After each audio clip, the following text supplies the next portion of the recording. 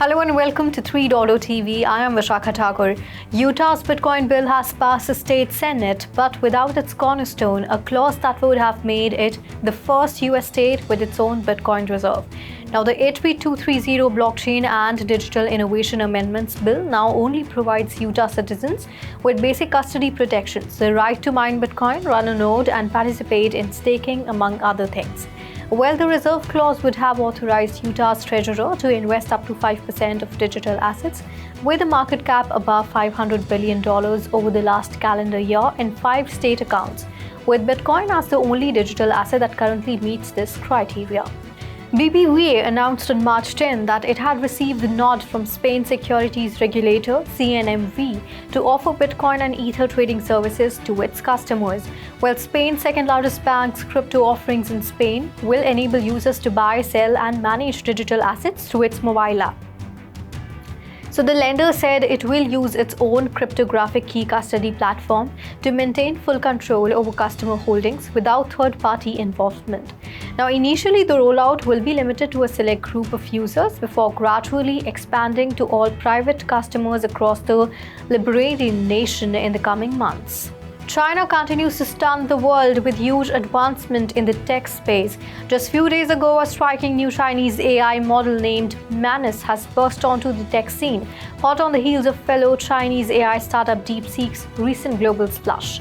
As per the reports, Chinese AI startup Monica, formed by a team of ex-Google and Tencent talents and led by Zhao Hong, launched Magnus on March 6. Hong claims the Manus should be more than just a chatbot AI. The excitement is not just without hurdles. Manus is currently an invite-only preview with server hiccups and reported bugs like incomplete tasks tempering early feedback. No official public release date has been set. El Salvador continues to acquire Bitcoin despite its deal with the International Monetary Fund to curb its Bitcoin acquisition. The Central American nation purchased an additional 6 on Sunday, expanding its total Bitcoin holdings to 6,111.18 Bitcoin, worth about $504 million at current market prices compared to 6,072 Bitcoin on Feb 9, according to the country's Bitcoin office. Well, in December, El Salvador reached a deal with the IMF for a $1.4 billion loan, with the total package expected to be over $3.5 billion, and agreed to scale back its Bitcoin engagement in exchange for the financing. So El Salvador's strategic reserve, however, continued to accumulate Bitcoin. El Salvador President Nayib Bukele said last week that the country will not stop purchasing Bitcoin. That's all in the bulletin today. Keep watching 3.0 TV for more such updates, and do log on to our website www.3voicetv.io or scan the QR code. According to Foresight News, the financial experts and opposition party members in South Korea have suggested adding Bitcoin to the national reserve and creating a stablecoin backed by the Korean won. Now, the proposal emerged during a seminar focused on exploring strategies in response to the US's Bitcoin-centered National Reserve Initiative. So, Kim Chong-seung, CEO of blockchain firm X-Krypton, highlighted the importance of South Korea establishing clear policies in response prior to the announcement of US President Donald Trump's executive order. Uniswap's newly launched Ethereum Layer 2 network, Unichain, became the fastest-growing blockchain in its debut month, with 236,452 active addresses, according to Nansen.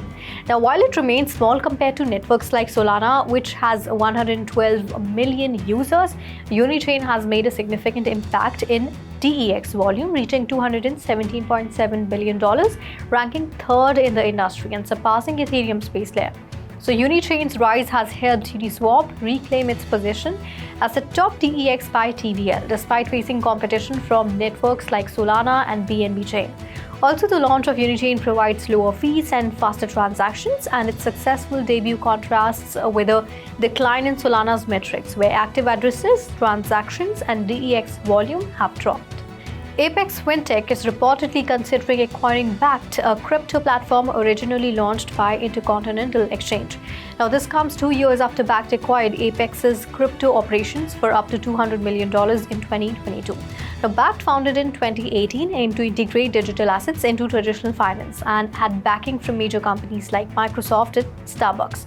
However, despite regulatory approvals and initial success, Bakkt struggled with its consumer-facing app and was forced to shift its focus to institutional custody and B2B2C models. So recent regulatory challenges, including SEC actions in 2023, have affected Bakkt's operations, leading to a $45 million loss in Q1 2023. The company also delisted 25 tokens to focus on major cryptocurrencies like Bitcoin and Ethereum. The potential Apex acquisition could help stabilize Bakkt by adding millions of crypto-enabled accounts and clients through though market and regulatory hurdles continue to pose challenges. Pi network users, known as pioneers, are facing frustration and technical issues as they try to migrate their Pi coins to the blockchain's mainnet before the March 14, 2025 deadline. Now, users report being stuck in the migration process despite completing required steps, with many unable to transfer their tokens. So the Pi network has warned that failing to meet the deadline will result in the loss of most Pi holdings. Additionally, the token's price has dropped significantly, raising concerns about its future value. Meanwhile, Pi coin supporters are pushing for a Binance listing. But despite overwhelming community support, Binance has not made any official announcements. Arkham Intelligence has launched a tool called the Key Opinion Leader (KOL) label to track the wallets of crypto influencers with over 100,000 followers on X. Now, this tool aims to increase transparency by revealing whether influencers genuinely support the tokens they promote or are involved in deceptive practices like pump and dump schemes. While supporters view it as a step towards transparency, critics argue it could be misleading, as influencers might use multiple wallets to evade detection. Also, many influencer-backed tokens have underperformed, leading to concerns about unethical promotions. The tool could hold influencers more accountable, but its effectiveness in ensuring transparency remains uncertain. 1inch recently recovered most of the $5 million stolen in a security breach thanks to negotiations with the hacker who returned the most of the funds in exchange for a bug bounty. Now, the breach occurred due to a flaw in 1inch's outdated Fusion V1 resolver smart contract, targeting a third-party market maker. While 1inch users were not directly affected, the incident highlights security risks in the DeFi world. And this marks the second major security breach for 1inch in 6 months, underscoring the need for continuous audits and robust security measures. Also, 1inch has since urged users to upgrade to the more secure Fusion version 2 or V2.